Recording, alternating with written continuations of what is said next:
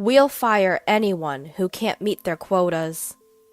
The younger section chief, eager to reprimand me as I desperately bowed my head, unable to meet this month's quota. I understand. I'll resign. Pushed to the edge, both mentally and physically, I decided to leave the company. Oh my, really quitting? It'll be tough for an old man like you to lose your job, you know, the section chief scoffed at me. The day after I quit the company, I received a call from a ex-team member on my smartphone. What's up? It's terrible. Please come back, Mr. Watson. Apparently, since the day I left, calls from our contract companies had been non-stop. Firing him was a foolish move. The words from a client would eventually force the section chief to bow deeply to me. My name is Benjamin Watson. I lost my father to illness when I was a child. I'm sorry for always making you feel lonely. It's okay, Mom. With no relatives nearby, my mom raised me all by herself. Growing up watching my mom work from dawn till dusk, I wanted to do whatever I could to lighten her load. Mom, I'm going to work as soon as I finish high school. I'm sorry, I've only caused you hardships. It's okay, just leave it to me. Despite saying that, finding a job right out of high school was tough. I couldn't pass the initial screenings and couldn't even make it to an interview. I was unemployed for about a month. But when I kept sending out resumes everywhere, only one company passed me through the screening. It was a sales position at an insurance company. Anxiety crossed my mind.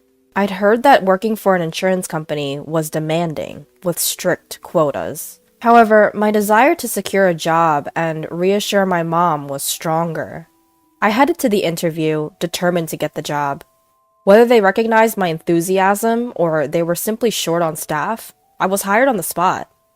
Fast forward 35 years, I'm still working on the front lines as a salesperson, handling corporate clients. My monthly sales just barely meet the quota, and I'm completely off the promotion track. But perhaps my original diligent character is still alive. I've earned the trust of my clients with my polite service. I want to ask about this insurance, is that okay? Then, may I visit you this afternoon? Sure, I appreciate it. Even on my days off, if someone called, I would head to them. My sole intention was to alleviate their concerns as much as possible. Mr. Watson, are you taking enough time off? Well, yeah?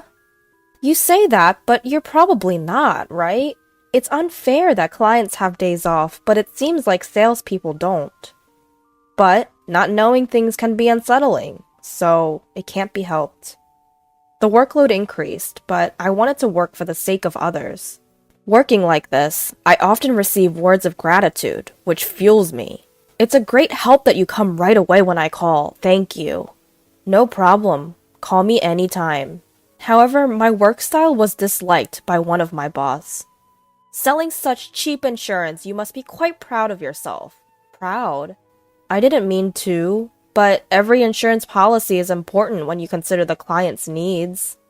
I responded confidently to Section Chief Howard, who didn't bother to hide his disdain. Section Chief Howard is a boss who was recently transferred from headquarters to our sales department.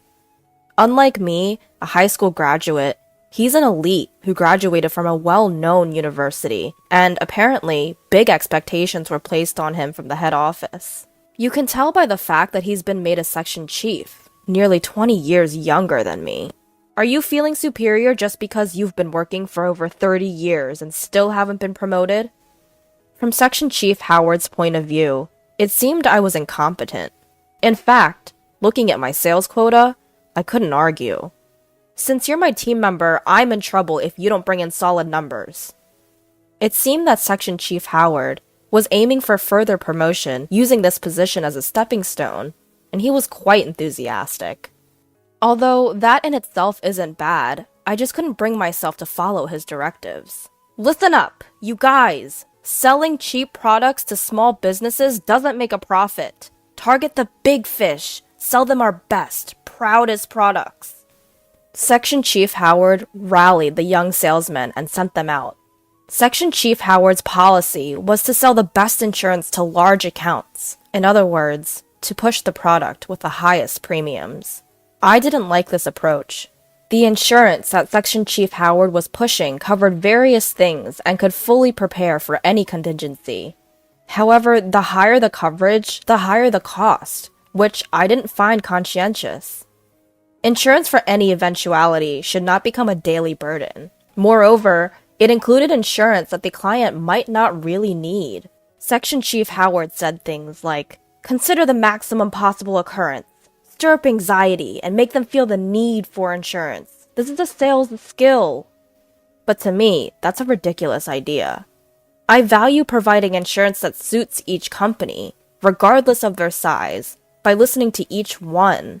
Because of this, it takes time, and I end up working late every day, but it's necessary to get their understanding.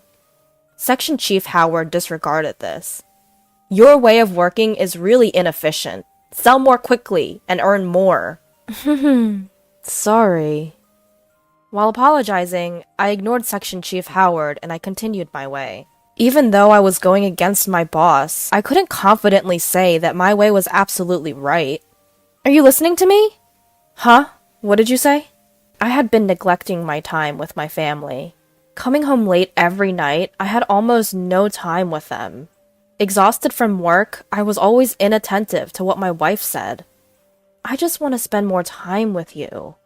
"I'm sorry, I'm just tired from work." "On your days off, you should really rest. I'm worried about your health." My wife was unhappy about the limited time we spent as a family. Even though I was supposed to be working for my family, they were voicing their dissatisfaction. Is this really okay? I was constantly questioning myself. And then my way of doing things hit a wall. Oh my, you couldn't meet your quota. I'm very sorry. I couldn't meet this month's quota. Section Chief Howard took this opportunity to scold me as I desperately apologized. "Mr. Watson, do you think you can make up for it next month?" "Well, that's..." "If the quota isn't met, the shortfall for this month must be added to next month's. As I'm barely meeting the quota as it is, the possibility of making it seemed incredibly low. If you can't, maybe you should consider becoming part-time?" Part-time? Can there really be a part-time salesman? While I was confused, Section Chief Howard smirked. "If you don't want that, then you're fired." I was declared fired. Fired. However, when I said it out loud for some reason, the word went down easily. I can't say I have no regrets about my current job, but haven't I been working hard, even cutting into my family time? I thought it might be good to accept being fired and treasure the family time I hadn't had until now. I pictured my wife's face. "Understood, I'll resign." "Oh my, really quitting? It's going to be tough for an old man like you to lose your job." Section Chief Howard continued to say things, but I bowed my head and returned to my seat. Having worked here for a long time since graduating high school, I would probably have to hand over my tasks. I started the process of resigning. That day, unusually, I came home on time. When I opened the front door, my wife, with a surprised look on her face, greeted me. At first she looked puzzled, but then she broke into a smile. "You're home early today. Dinner isn't ready yet. Could you wait a bit?" "Ah, thank you." This might have been the first time I really watched my wife cooking since we got married. I realized how much of my time had been consumed by work. "Well, I've decided to quit my job." "I see." My wife didn't ask for details when I told her I was resigning. The next day, I submitted my resignation to Section Chief Howard. He had a broad smile on his face. It seems like he was pleased. "Please, get the handover done quickly." Understood. I cleaned up my desk and explained my responsibilities to the person taking over. Until I quit, I visited clients together with my replacement. "What? Mr. Watson, you're quitting?" "Yes, well, there were many clients who tried to persuade me to stay, but I politely said my goodbyes. And then a month later, I left the company. Leaving the company I'd worked at for so long was sad, but my heart felt light. My wife seemed to be in a good mood, even though I was now unemployed. "You're not worried. even though I'm unemployed? Not at all. I was more worried that you were working too hard and might collapse one day. My wife had always been worried about me. I had been working so much that I made her worry. Why not? You've worked hard up to now. It's okay to take a break. Right. Thanks for always worrying about me. How about we go on a trip? We have plenty of time now.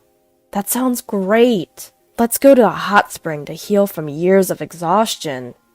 My wife was very happy when I invited her on a trip. So, the next day, we quickly set off on a hot spring trip.